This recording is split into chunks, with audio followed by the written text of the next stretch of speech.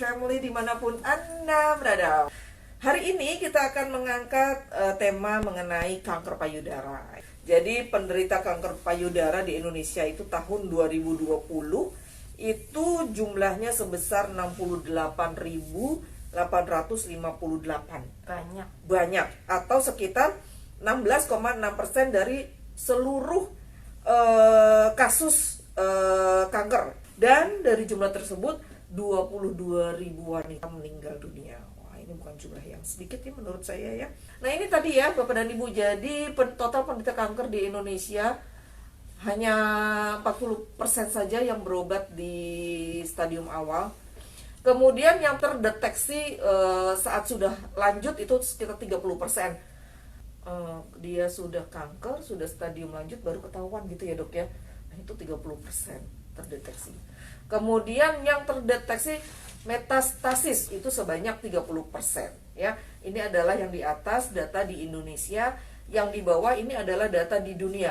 Jadi katanya dok, 1 dari 8 wanita itu beresiko terkena atau terdiagnosa menderita kanker payudara. Wow.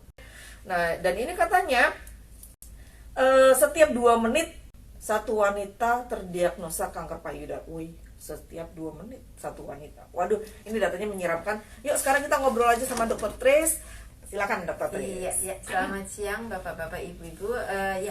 Siang ini kita akan membahas tentang kanker payudara, dan sebenarnya judulnya adalah waspadai kanker payudara terhadap kanker payudara. Nah, apa itu sebenarnya kanker?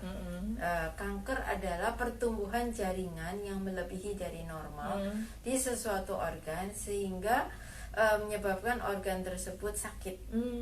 Nah, jadi pertumbuhan sel itu tidak normal, tapi dia secara negatif.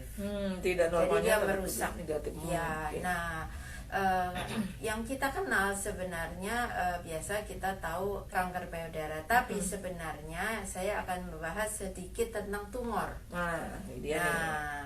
Apa itu tumor? Nah, perkataan tumor itu adalah diambil dari sesuatu yang dikategorikan kepada tumor adalah semua benjolan di dalam tubuh yang tidak pada mestinya. Contohnya kita punya jerawat yang gede, itu benjol kan, itu kita sebut juga tumor. Terus kita punya di tangan misalnya benjolan, itu yang orang bilang oh ternyata itu lemak, itu juga tumor. Kutil itu beda, karena kutil itu sebenarnya kulit.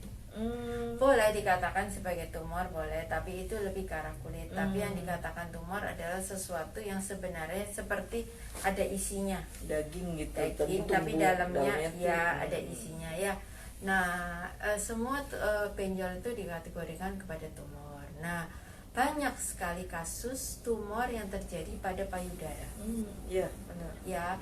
Nah, tumor yang terjadi payudara itu sangat banyak, tapi biasanya dari 10 kasus tumor pada payudara yang menjadi ganas, yang menjadikan CA, itu sebenarnya hanya 10-20%. Jadi 1 atau 2 orang dari 10 orang yang menderita tumor di payudara yang terjadi di kemudian harinya menjadikan CA, itu hanya sebenarnya 10-20%. Tapi kalau melihat dari tadi paparannya Mbak Reni, itu sangat besar sekali. Artinya kalau di antara itu berarti yang ada tumornya di payudara tuh sebenarnya banyak sekali.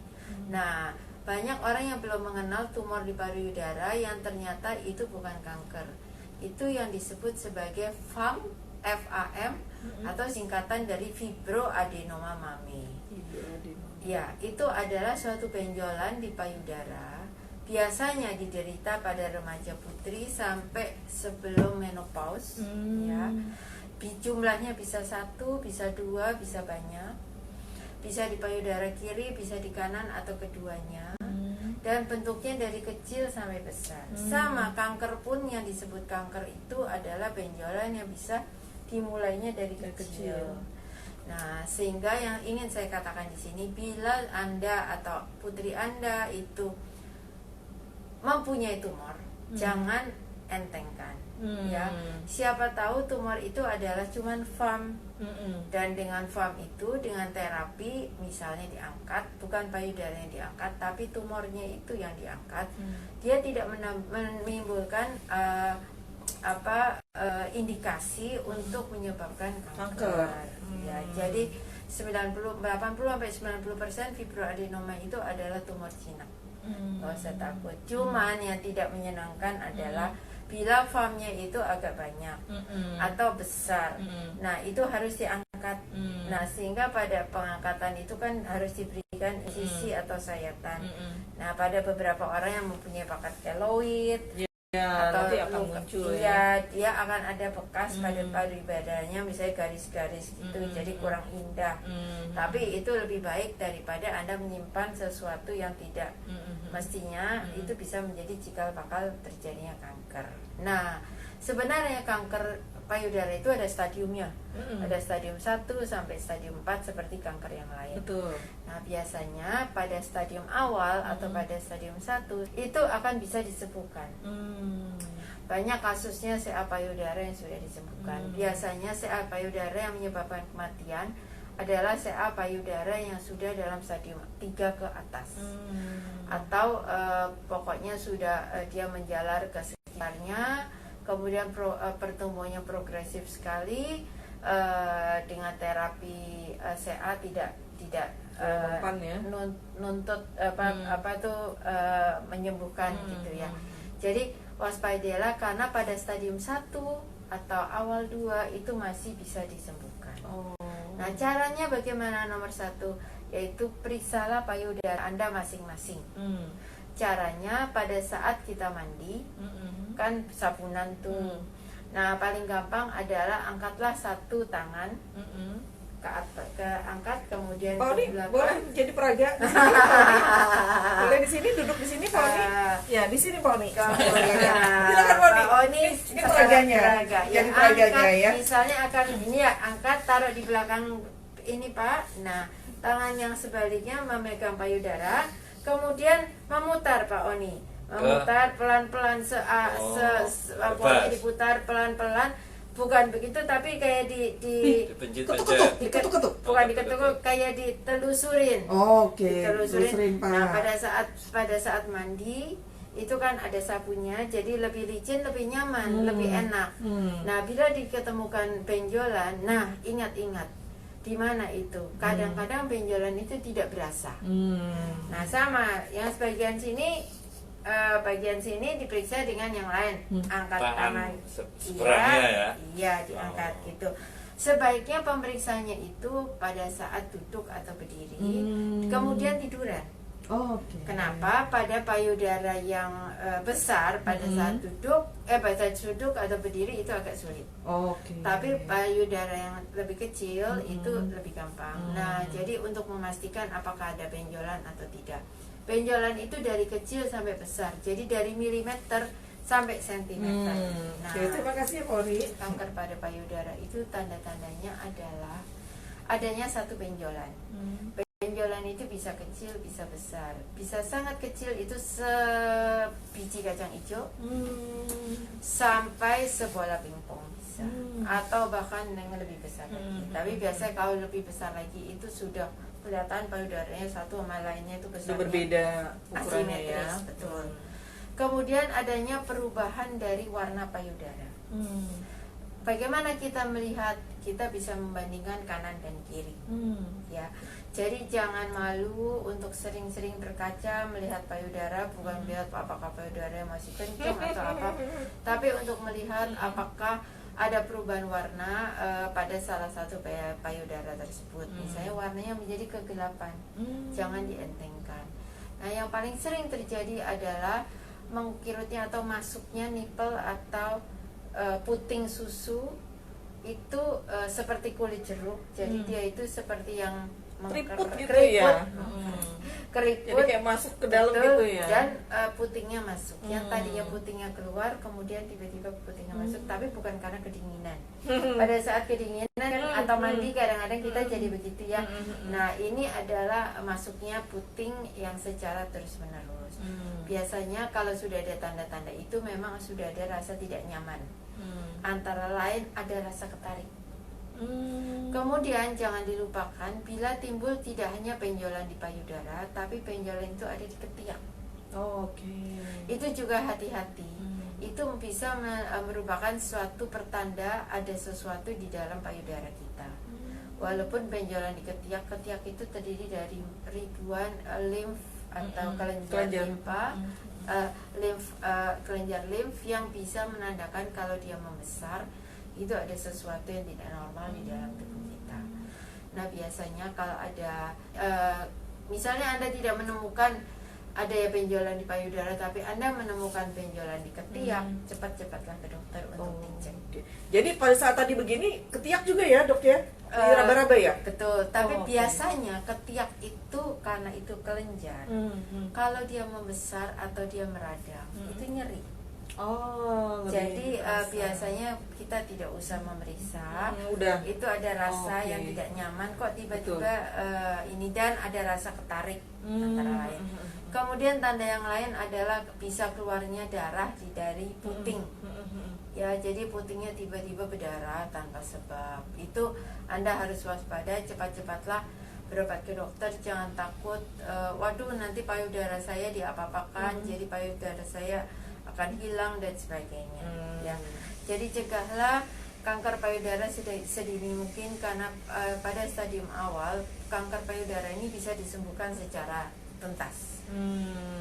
Ya, dan sekali lagi semua benjolan di payudara itu belum tentu kanker ganas.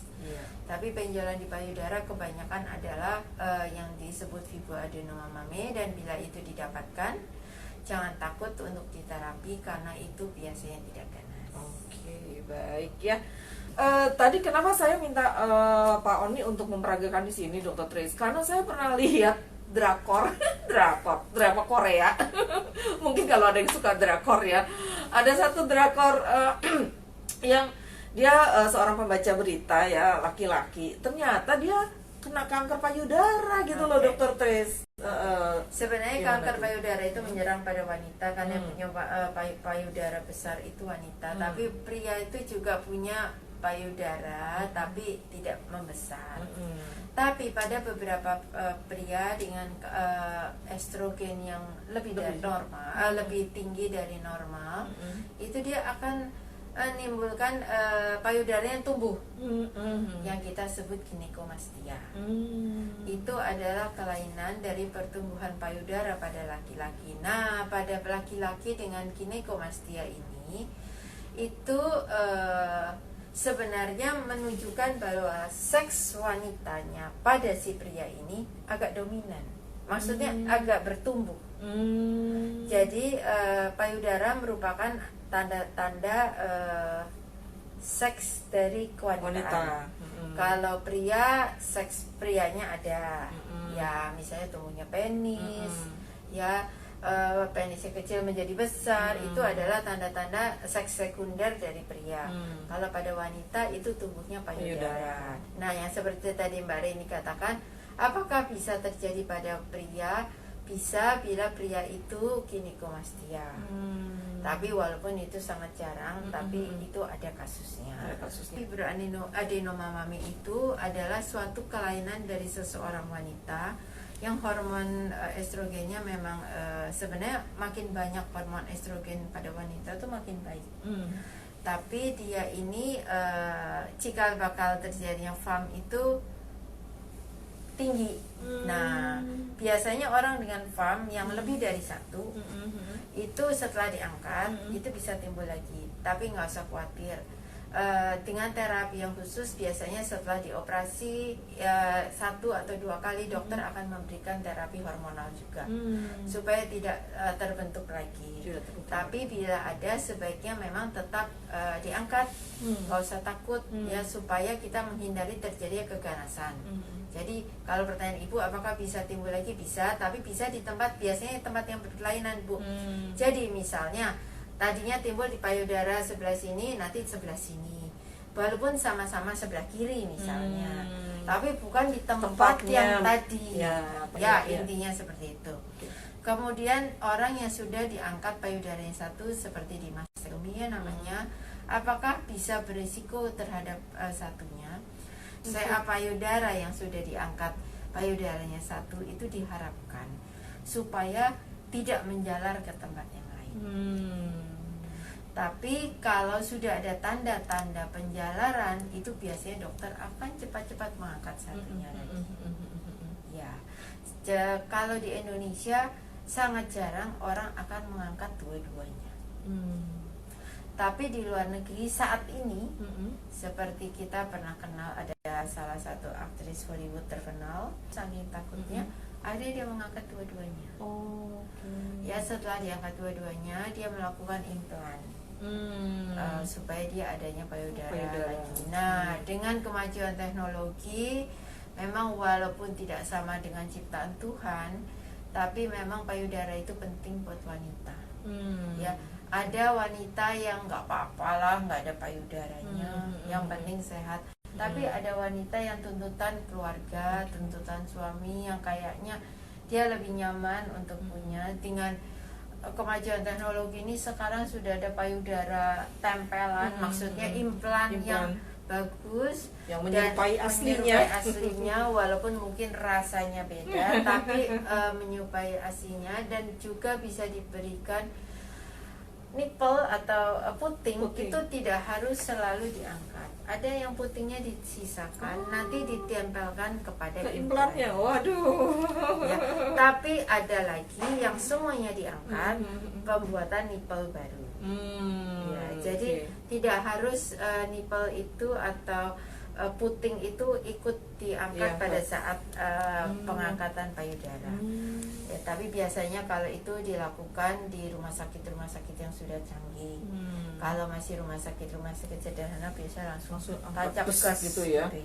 Gitu ya, dok. Ya, apalagi pengangkatan payudara itu juga tidak semua kanker payudara terus serta-merta langsung diangkat.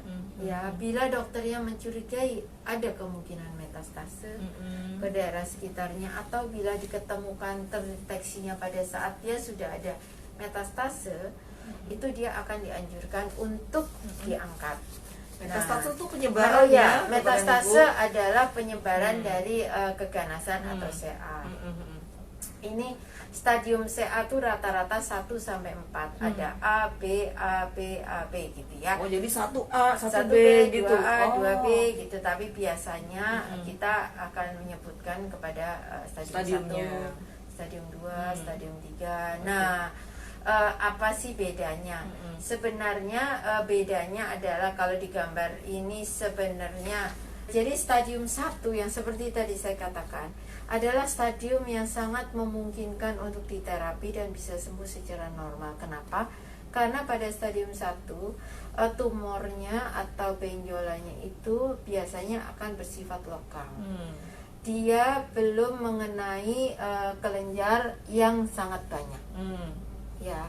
Nah, biasanya dia masih lokal di dalam situ saja, sehingga bila akan dia lakukan pengangkatan tidak diangkat seluruh payudaranya, tapi diangkat daerah tertentu itu. Cuman pada beberapa dokter yang nggak mau resiko, mendingan diangkat semua Bu, supaya mengurangi benar-benar resiko terjadi penjalaran.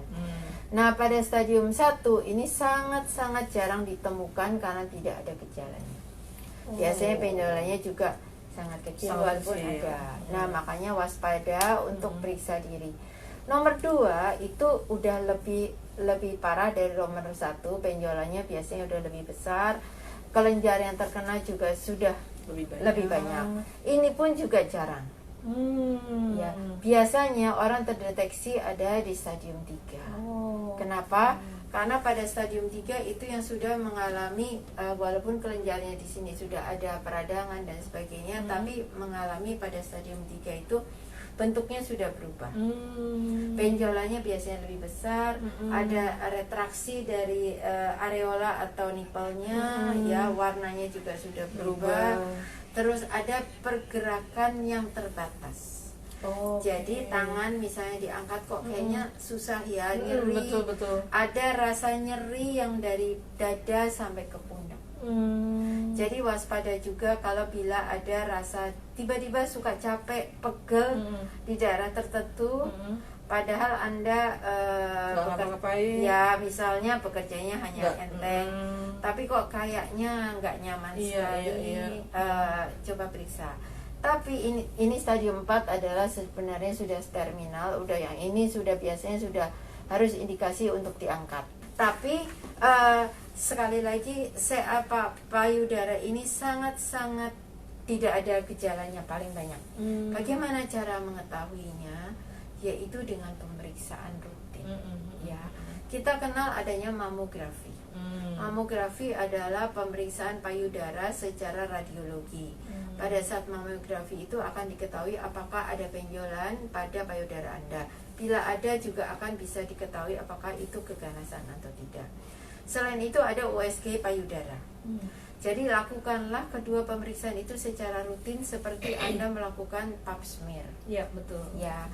Nah, kalau di luar negeri itu merupakan suatu pemeriksaan rutin. Dan karena mereka itu ada asuransi, jadi mereka itu melakukan dengan sukacita dan rutin dan biasanya pokoknya rutin lah. Di Indonesia kita jarang melakukan apapun kalau tidak ada keluhan. Betul. Termasuk pemeriksaan darah laboratorium. Betul. Makanya banyak orang sakit gula kelolosan, orang asam urat kelolosan, orang penyakit apapun kelolosan. Kenapa? Karena banyak penyakit-penyakit yang tanpa gejala. Kalau sudah lanjut baru gejalanya timbul, termasuk sakit ginjal. Nah, sama dengan payudara. Jadi kalau anjuran saya, lakukanlah pemeriksaan mamografi dan pap smear secara rutin paling tidak 2 tahun sekali. Sebenarnya dianjurkan adalah setahun sekali, tapi karena biayanya juga tidak murah, tapi mahal-mahal banget juga enggak. Dia lebih murah dari CT scan. Betul. Ya. Jadi lakukanlah. Bila Anda tahun ini normal, bukan berarti tahun depan itu pasti normal. Mudah-mudahan normal, tapi paling tidak bila diketahui adanya kelainan itu artinya masih stadium awal. Karena yang lalu adalah normal. Iya, betul. Ya. Jadi lakukanlah paling tidak itu 2 tahun sekali, tapi kalau bisa 1 tahun sekali bila Anda mempunyai resiko. Resikonya apa saja? Resikonya adalah bila Anda mempunyai keganasan di tempat lain.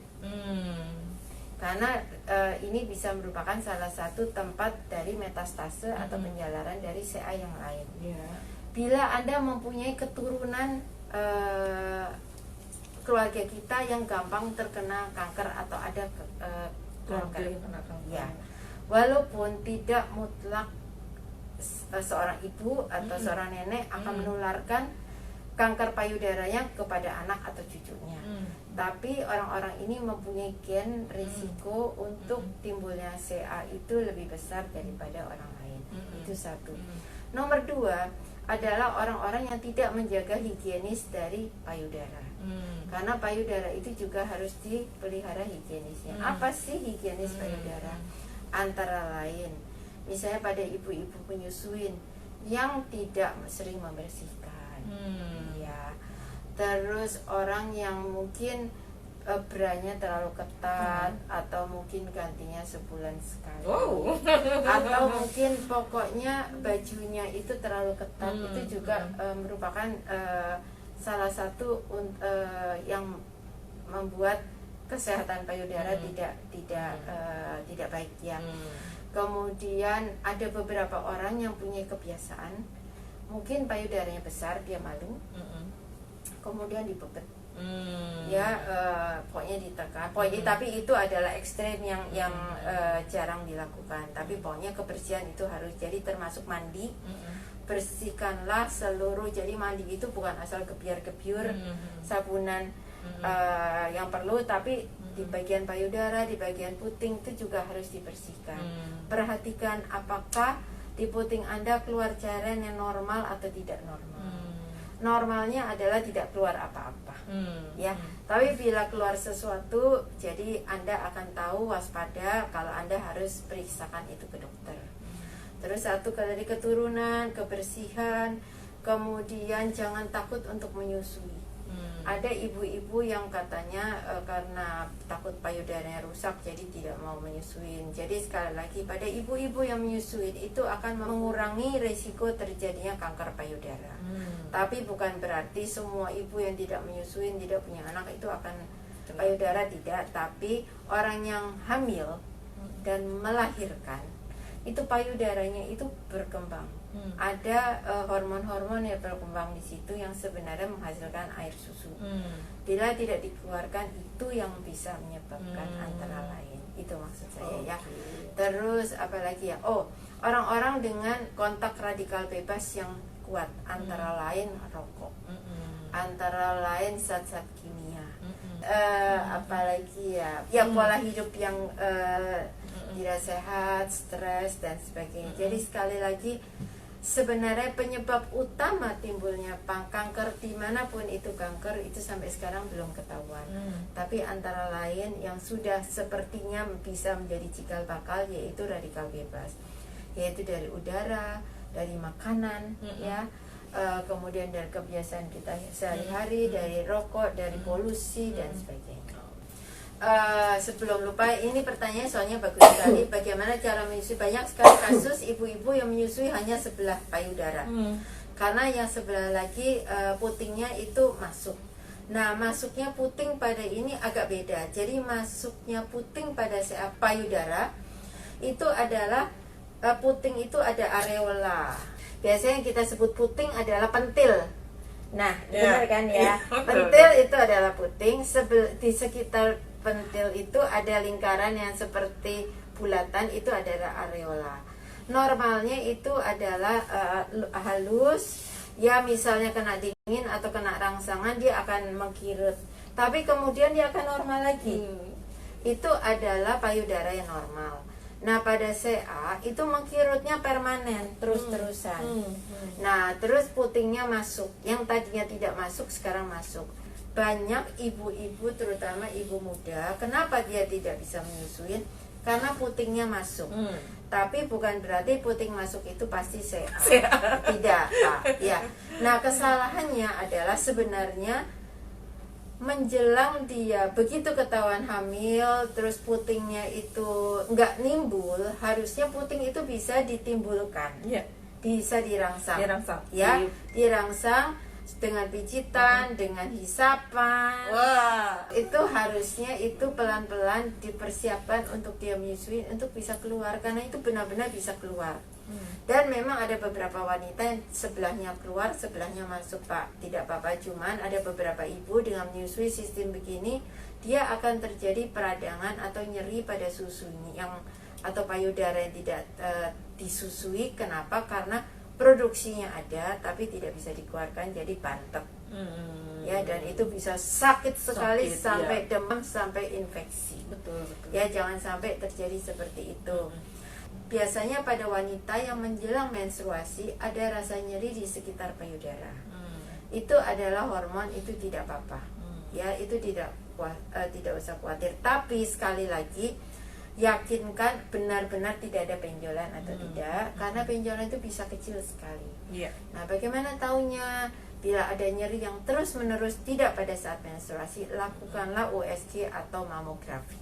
Betul. Satu lagi, ada benjolan yang terjadi pada saat ibu menyusui yang kita sebut sebagai mastitis. Mastitis. Itu adalah peradangan pada kelenjar susu karena keluarnya nggak maksimal. Tadi dokter Teh sudah sampaikan, meskipun memang belum diketahui penyebabnya secara pasti, tetapi radikal bebas itu menyumbang banyak gitu ya, Dok ya, untuk terjadinya kasus kanker apapun, nggak hanya kanker payudara ya. Jadi makanya di sini ada produk Tridans, ada Ingenium sama Liverite. Ketiganya termasuk dalam paket vital. Pastinya Bapak dan Ibu sudah tahu ya, karena kan Tridans ini antioksidan, kaitannya tadi radikal bebas. Kemudian kalau Liverite itu juga sebenarnya antioksidan, tapi dia dari herbal. Nah, ini juga bagus untuk kanker payudara. Nah, kalau yang Ingenium kaitannya seperti apa, Dok, ke masalah si kanker ini, Dok? Secara umum ya. Betul. Jadi pada saat orang sakit apapun itu juga imunnya dia turun. Hmm. Ya, supaya imunnya dia naik, dia harus dikasih vitamin atau tambahan dari jadi suplemen dari tambahan makanan-makanan. Nah, pada Ingenium ini itu mengandung vitamin A sampai Z, ada fitofarmakanya dan sebagainya yang bisa untuk menambah stamina dari tubuh kita. Juga di dalam situ ada vitamin C, antara lain untuk pertumbuhan jadi sel-sel yang rusak supaya pertumbuhannya lebih baik lagi. Oke, vitamin C itu ya, ingat ya, sebagai anti peradangan juga ya dok. Betul, Ya? Vitamin C ya, anti inflamasi ya. ya. Karena ada kasus-kasus Juga ada antioksidannya juga kan ya. iya, ya. vitamin C kan antioksidan juga, Ya. vitamin A juga antioksidan Betul, juga betul, ya. ya. Karena untuk kasus kanker payudara yang sudah parah tuh ada juga sih konsumen kita Dr. Tris. Jadi sudah luka-luka gitu kayak bunga gitu ya. Nah, Betul ya dok ya? Itu yang biasanya terjadi pada Stadium 4 ya? 4. Oh. Jadi putingnya itu meletus. Iya betul meletus gitu, Nah, pecah nanti gitu dok. dari puting ini dia bisa menjadikan luka. Jadi meletusnya tidak hanya di putingnya, dia bisa dari sebelahnya. Jadi lukanya itu tidak bisa sembuh seperti orang diabetes. Jadi seperti payudaranya itu pecah dan betul. kemudian seperti, maaf kalau boleh ngomong, seperti semangka yang dipecah, Oh iya kemudian busuk. Iya yang Ya, meretak. Iya, jadi betul. seakan-akan tuh darahnya dan segala macam cairan tubuhnya itu Keluar. iya, Kayak biur gitu ya. betul, Dan betul. di sini sampai ini dokter tes bengkak. Betul. Bengkak dan warnanya merahnya membara Ya, gitu. itu yang saya sebutkan perubahan warna dari kulit, ya, dan itu menandakan kelenjar limfnya di sini udah kena juga, jadi dia udah bengkak-bengkak. Betul. Itu kasihan sekali dan itu bisa menyebabkan kematian. Walaupun nggak stadium keempat aja yang bisa menyebabkan kematian, tapi payudara ini bisa disembuhkan, tapi bisa menyebabkan kematian. Oke, Bapak dan Ibu, terima kasih sudah bersama-sama kami di sini. Mohon maaf sekali lagi dan sampai jumpa untuk next pertemuan kita. Assalamualaikum warahmatullahi wabarakatuh. Bye bye.